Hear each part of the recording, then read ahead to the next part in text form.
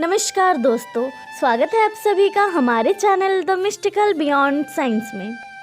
आज हम आपको बताएंगे एक संत और सेठ की कहानी, जिसमें संत का भगवान पर इतना अटूट विश्वास है कि वो प्रसाद में जहरीला भोजन खाने से भी परहेज नहीं करता। इसके बाद भगवान जो करते हैं उसे देखकर सभी हैरान रह जाते हैं। एक सेठ जी बड़े कंजूस थे। एक दिन उन्होंने दुकान पर बेटे को बिठा दिया और बोले कि बिना पैसे लिए किसी को कुछ मत देना, मैं अभी आया। अकस्मात एक संत आए जो अलग अलग जगह से एक समय की भोजन सामग्री लेते थे। लड़के से कहा, बेटा ज़रा नमक दे दो। लड़के ने संत को डिब्बा खोलकर एक चम्मच नमक दिया।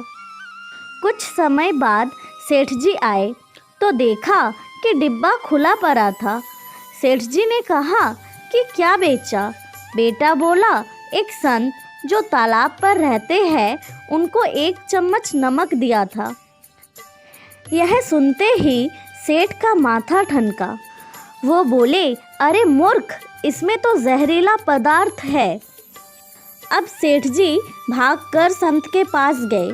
तब तक संत भोजन बनाकर भगवान को भोग लगाकर खाने की थाली लेकर बैठ चुके थे। सेठ जी दूर से ही बोले, महाराज रुकिए, आप जो नमक लाए थे वो नमक नहीं था बल्कि जहरीला पदार्थ था। कृपया करके आप ये भोजन ना करें।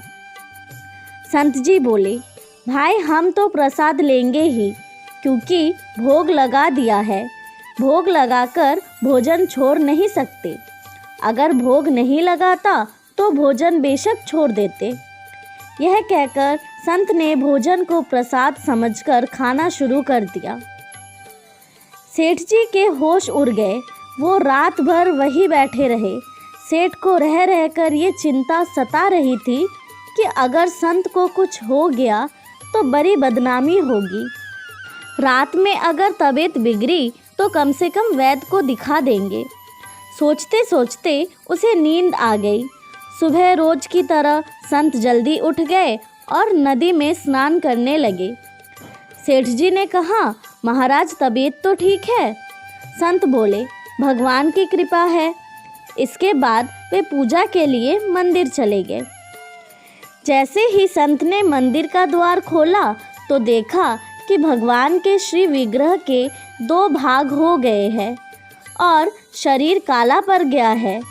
यह देखते ही सेठ को सब समझ आ गया कि भक्त के अटल विश्वास को देखकर भगवान ने भोजन का जहर भोग के रूप में स्वयं ग्रहण कर लिया और भक्त को प्रसाद ग्रहण कराया। इसके बाद सेठ ने तुरंत घर जाकर बेटे को दुकान सौंप दी और स्वयं संत की शरण में आकर भगवान की भक्ति करने लगा। तो दोस्तों, कैसी लगी आज की हमारी ये कहानी? कमेंट करके ज़रूर बताइए।